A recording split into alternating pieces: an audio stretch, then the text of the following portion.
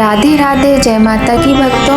आप सभी का स्वागत करती हूँ स्पिरिचुअल ज्ञान साधना में और आप सभी से अनुरोध करती हूँ कि स्पिरिचुअल ज्ञान साधना को सब्सक्राइब कर लीजिए और बेल आइकन को प्रेस कर दीजिए ताकि आपको नई नई वीडियोस का नोटिफिकेशन। सफला एकादशी का महात्म्य हिंदू संस्कृति में बहुत महत्व रखता है। इस व्रत को विधि विधान से करने से जातक पुण्य फल को प्राप्त करता है। सफला एकादशी व्रत करने से जातक को मनोवांछित फल की प्राप्ति होती है। इस व्रत का अनुष्ठान करने वाला जातक भगवान विष्णु की विशेष कृपा का भागी बनता है। इस व्रत में भगवान विष्णु की आराधना करने के साथ ही रात्रि जागरण का भी विशेष महत्व होता है। पद्म पुराण में सफला एकादशी व्रत कथा का भगवान श्री कृष्ण ने वर्णन किया है। तो आज की वीडियो में भक्तों हम आपको कथा सुनाएंगे सफला एकादशी व्रत की।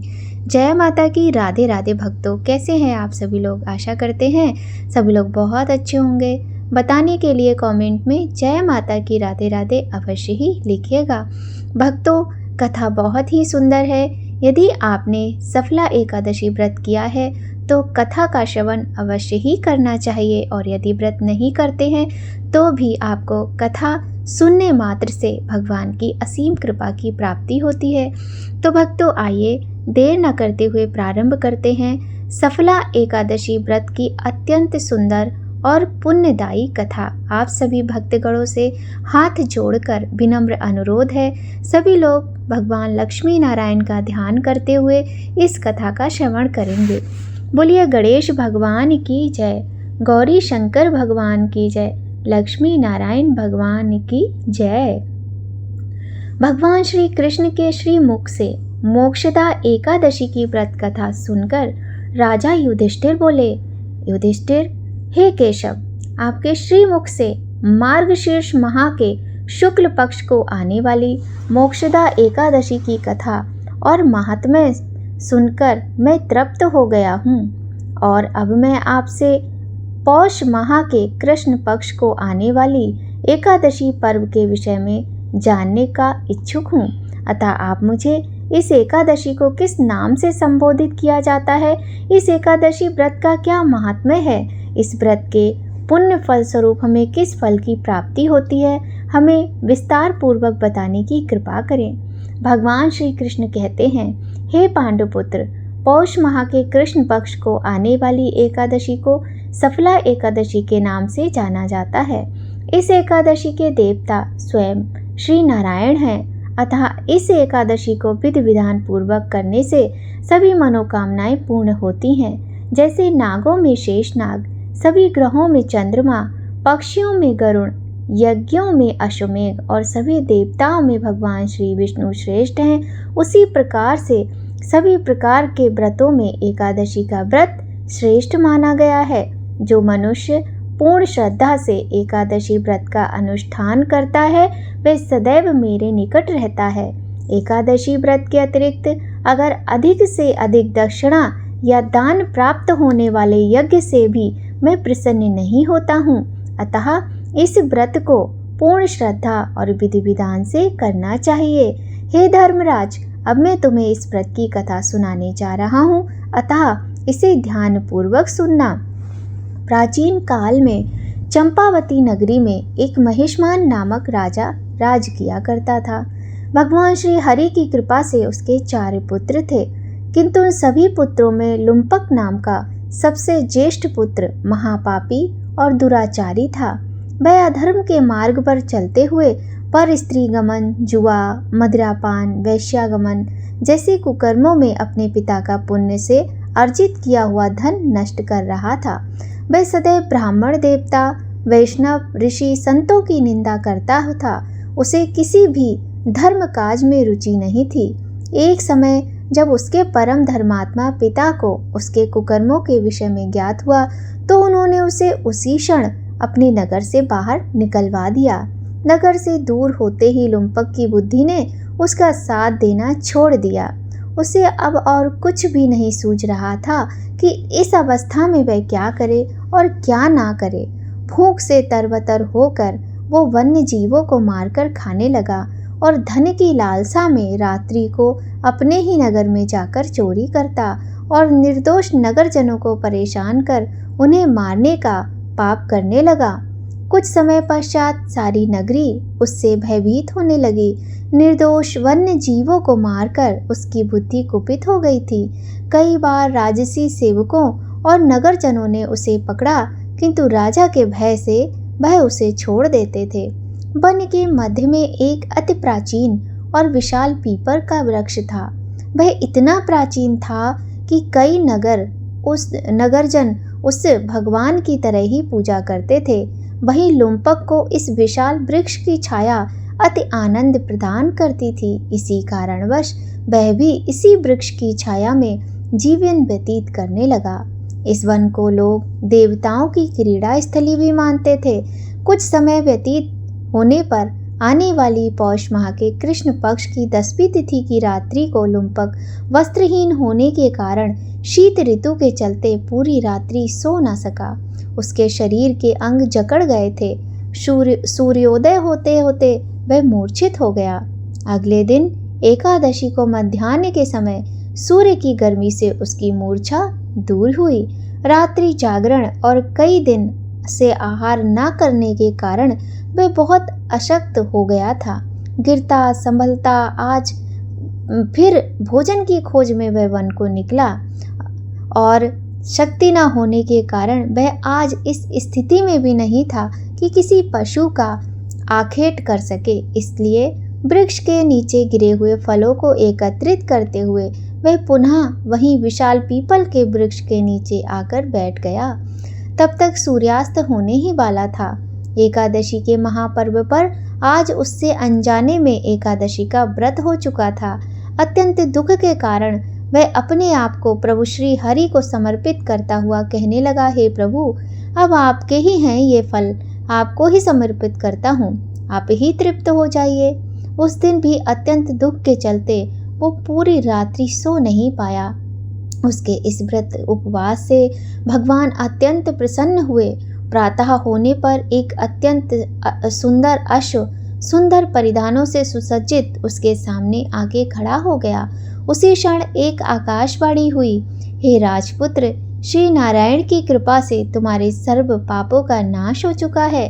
अब तुम अपने राज्य अपने पिता के पास वापस लौटकर उनसे अपना राज्य ग्रहण करो। आकाशवाणी से सुन प्रसन्न चित्त होकर सुंदर परिधान धारण कर भगवान श्री हरि का जयकारा लगाते हुए वह अपने राज्य को प्रस्थान कर गया। वहाँ राज्य में राजा को भी इस बात की पुष्टि हो गई थी। अपने पापी पुत्र के पाप नष्ट होने पर राजा ने भी उसे सहर्ष स्वीकारते हुए अपना राजपाट सौंप दिया और खुद वन की ओर चले गए। अब लुम्पक भी शास्त्र अनुसार राजपाट चलाने लगा था और उसका सारा परिवार पुत्र स्त्री सहित भगवान श्री हरि के परम भक्त बन चुके थे। वृद्धावस्था आने पर वह भी अपने सुयोग्य पुत्र को अपने राज्य का कार्यभार सौंपते हुए वन की ओर तपस्या करने चला गया और अंत में वैकुंठ को प्राप्त हुआ। बोलिए लक्ष्मी नारायण भगवान की जय।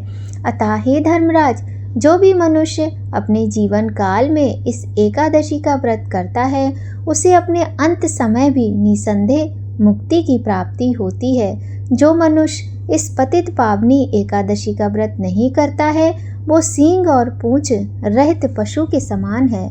इस सफला एकादशी की कथा का जो भी मनुष्य श्रवण या पठन करता है उसे अश्वमेघ यज्ञ का फल प्राप्त होता है। बोलिए लक्ष्मी नारायण भगवान की जय। तो भक्तों, यह थी सफला एकादशी व्रत की कथा आपको कैसी लगी कमेंट करके ज़रूर बताइएगा। अब हम आपको एकादशी की आरती सुनाते हैं। एकादशी का व्रत करने के बाद एकादशी की आरती अवश्य ही करनी चाहिए। आप चाहें तो भगवान नारायण की आरती भी कर सकते हैं। तो भक्तों, अब हम आपको आरती सुनाते हैं। आरती के साथ ही आपकी जो पूजा होती है वो संपूर्ण हो जाती है। तो चलिए प्रारंभ करते हैं एकादशी माता की यह सुंदर सी आरती। ओम जय एकादशी माता, मैया जय एकादशी माता, विष्णु पूजा व्रत को धारण कर शक्ति मुक्ति पाता। ओम जय एकादशी माता, तेरे नाम गिनाऊं देवी भक्ति प्रदान करनी, गण गौरव की देनी माता, शास्त्रों में वरनी। ओम जय एकादशी माता, मार्गशीर्ष के कृष्ण पक्ष की उत्पन्ना विश्वतारिणी जनमी, शुक्ल पक्ष में हुई मोक्षदा मुक्तिदाता बन आई। ओम जय एकादशी माता, पौष के कृष्ण पक्ष की सफला नामक है, शुक्ल पक्ष में होए पुत्रदा आनंद अधिक रहे। ओम जय एकादशी माता, नाम षट तिला माघ मास में कृष्ण पक्ष आवे, शुक्ल पक्ष में जया कहावे, विजय सदा पावे।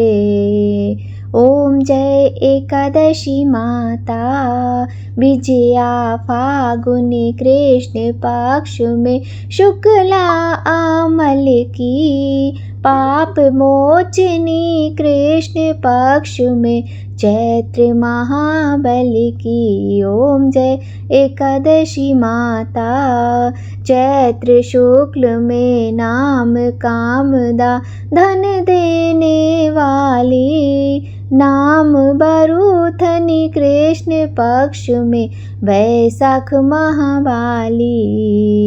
ओम जय एकादशी माता, शुक्ल पक्ष में होए मोहिनी अपराजेष्ठ कृष्ण पक्षी, नाम निर्जला सब सुख करनी, शुक्ल पक्ष रखनी।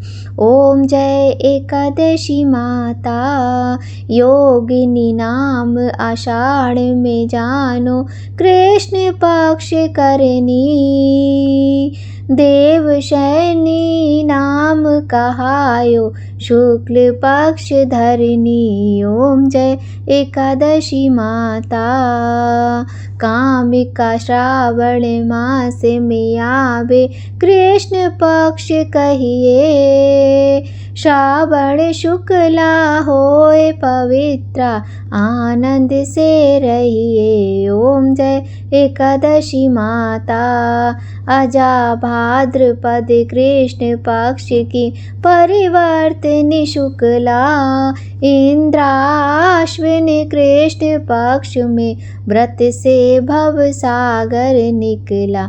ओम जय एकादशी माता, पापांकुशा है शुक्ल पक्ष में आप हरनेहारी, रमा मास कार्तिक में आवे सुखदायक भारी।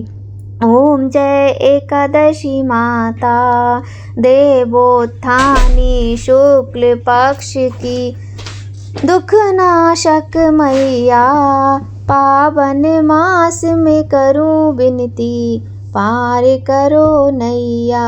ओम जय एकादशी माता, परमा कृष्ण पक्ष में होती जन मंगल करनी, शुक्ल मास में होए पद्मिनी दुख दरिद्र हरनी। ओम जय एकादशी माता, जो कोई आरती एकादशी की भक्ति सहित गावे, जन मानस स्वर्ग का वासा निश्चय वह पावे। ओम जय एकादशी माता। बोलिए लक्ष्मी नारायण भगवान की जय। तो भक्तों, आज की वीडियो में हमने बहुत ही सुंदर एकादशी व्रत की कथा सुनी और आज सफला एकादशी व्रत है। आप सभी लोगों को सफला एकादशी व्रत की हार्दिक शुभकामनाएं। आज की वीडियो में बस इतना ही भक्तों। अगर वीडियो आपको थोड़ी भी अच्छी लगे तो लाइक ज़रूर कर दीजिएगा, क्योंकि आपके एक लाइक से हमें बहुत अधिक मोटिवेशन मिलता है।